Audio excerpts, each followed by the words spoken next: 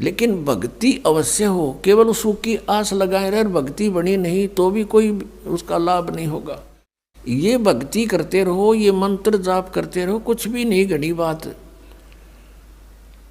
एक माला प्रथम मंत्र की जी ला के कर ले, चाहे 4 बार में कर ले, इसमें स्पीड नहीं खींचे, प्यार ते करे। जैसे प्रथम मंत्र आपको दिया है, उसका जो भी अक्षर बोले नो ध्यान रहे मैं के बोलू हूँ, ये जाप होगा आपका। इसको सुरत और शब्द अभ्यास बोलते हैं। कहते हैं कि जो शब्द मैं बोल रहा हूँ उस पर सुरत लगे, नो पता हो मैं के मंत्र जाप कर रहा हूँ। चाहे एक बार में आपसे 10 मंत्र हो पहले वाले, तो 10 से करके बंद कर दो। ये मन न कह दे बकवाद कर ले तो घूम कित और सोच ले कितनी सोचेगा। जब ये फिर शर्मिंदा होगा इसने फिर ला ली। एक रूस स्पीड खींचोगे कि 108 से करने हैं, फटाफट फटाफट कर दे, ये कोई मंत्र नहीं होता। परमात्मा कहते माला तो कर में फिरे और जीव्या फिरे मुखमा ही, और मंत्र तेरा कहीं और घूम रहा, ये तो सुमन ना ही। 108 मंत्र आपको बताए जाते हैं, ज़्यादा भी कर सकते हो कोई बात नहीं, और किसी दिन कम भी रह जाता, चिंतित नहीं होना चाहिए। क्योंकि परमात्मा को पता है काल ने यू एजेंट छोड़ रखा मन कि यू भक्ति ना करने दे तुमने। लेकिन कुछ दिनों के बाद आत्मा इस पे प्रभावी ऐवी हो जाएगी और बैठ के इस पे भजन कराया करेगी। फिर श्वास का मंत्र आ जाता है, ये मन भागता है, फिर थोड़ी देर पाछे फिर चेतन हो जाए, फिर करे। तो ऐसे करता रहे, ऐसे अभ्यास बनेगा इसका, ऐसे ही चलता है। और कुछ दिनों के बाद आपको रात्रि में भी, स्वप्न में भी आपका सिमरण शुरू हो जाया करेगा, सोते सोते श्वास उश्वास से। और एक श्वास उश्वास की इतनी कीमत है सतनाम की, 2 अक्षर की। और तीसरे का तो कहना है कि सार नाम तो वो तो एक का जपया हुआ घना काम करते हैं। तो इतने धनी बन जाओगे आप इस भक्ति से। ये भक्ति और फिर आशा यहाँ के नहीं रखे, जरा अंत में आपकी इच्छा, किसी बेटे या बेटी में, कार या कोठी में, पोते या पोती में, किसी प्रकार देवता या देवती में, किसी भी सतिथि में। मान लीजिए आप वृद्ध होगे और उधर से आपकी बेटी विधवा होगी, तो आपके साथ काल ने यूँ और एक जाल कर, बेटी वही विधवा होगी जो नाम तो दूर होगी। अगर बेटी भी नाम ले रही होगी तो नहीं हो सकती उकचुक, गारंटीड बात है। और ऐसा हो जाता है तो फिर आपके मन में काल पैदा करेगा प्रेरणा, बता के होगा बेटी का, क्या होगा बेटी का।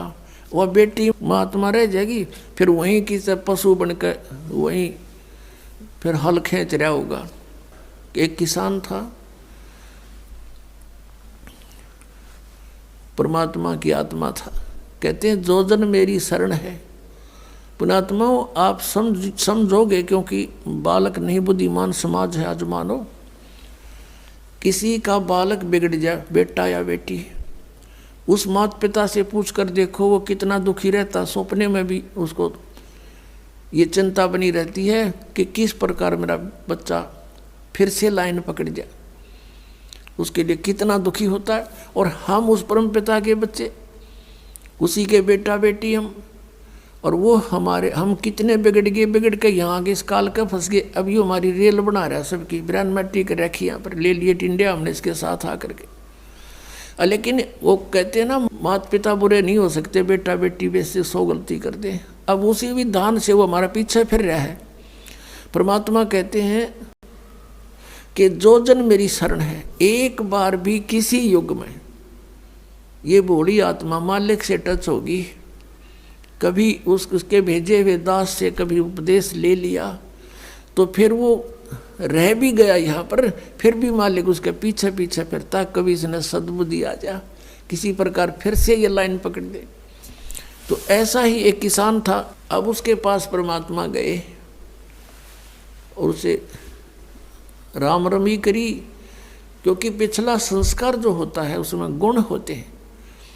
उस किसान ने कहा आओ महाराज, आओ बैठो, भोजन पाओ महाराज, दूध लाओ रे तेरे चाचा महाराज खातिर दूध लाओ। बहुत सेवा करी। अब परमात्मा ने कहा, भक्त कहा, चौधरी साहब कुछ भक्ति भी करया करो। बोला जी भक्ति करा हम खूब। क्या करते हो? शिव जी भगवान का जल चढ़ा दिया और श्याम जी की पूजा करते हैं। 8 ने पूड़े तार लिया, 2 ने खीर बना ले, और कभी कभी गंगा स्नान भी करके आते हैं। परमात्मा लगे उन्हें समझान, काफ़ी देर तक सत्संग किया, समझाया। अब पुण्यात्मा थी काफ़ी प्रेरित हुआ, अक महाराज बात तो सच्ची कहो तुम। कहा फिर उपदेश ले लो भाई। अकना अभी नहीं, अभी तो बालक छोटे छोटे हैं, इनको कुछ इनकी विवाह कर दूं और ये काम संभालने जोगे हो जाए महाराज जी, फिर पक्का नाम ले लूँगा। परमात्मा चले गए, साधु रूप में थे।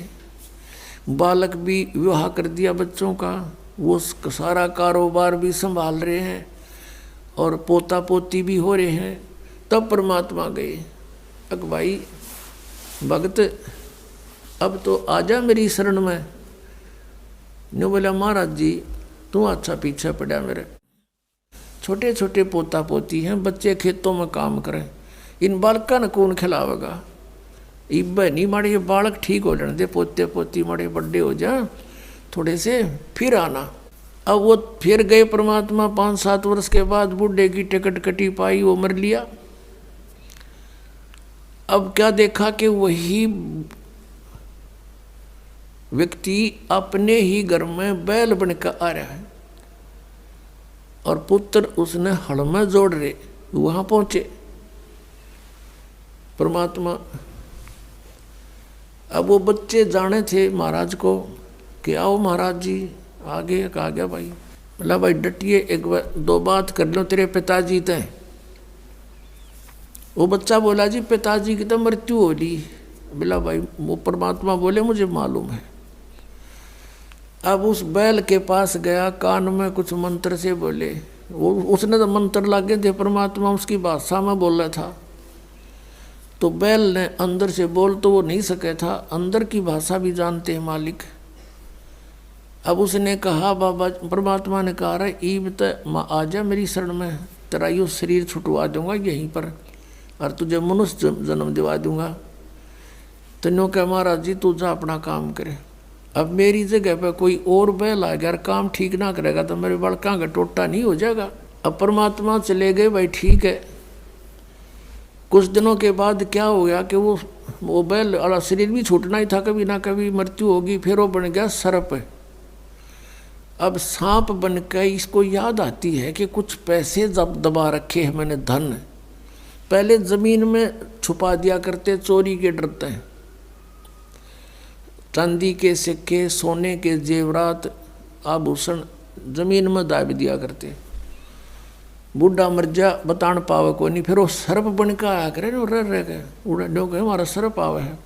वो सर्प थारा है कि में लग गया होगा पिछला संस्कारी को, दाब रहा होगा 500-200 रुपये की तक गुण में, उन्हें ढूंढता फिर आई। अब वो सर्प बन के आ गया। वो जो ही सर्प बन के घर में घुसा, बच्चा ने पता लग गया, उसके मारे लठ वो डंडे डंडे मारने लगे, इतना मोरी में के निकल के और बाहर उसका जंगल सा था उसमें खिसक गया और वहाँ पड़ा पड़ा कर रहा है सांप। अच्छे डंडे लाग रहे, उसकी सांकड़ी गई टूट। तो परमात्मा आए और वहाँ बैठ के न बोले सुना भगती अब के सलाह तेरी? ने बोला जी ले लो शरण में। ने बोला भाई शरण मत आया पर सांकड़ी तोड़वा का आया तो। अब परमात्मा कहते हैं जहाँ आसाता बासा हुई और मन कर्म वचन सोमरियो सोई,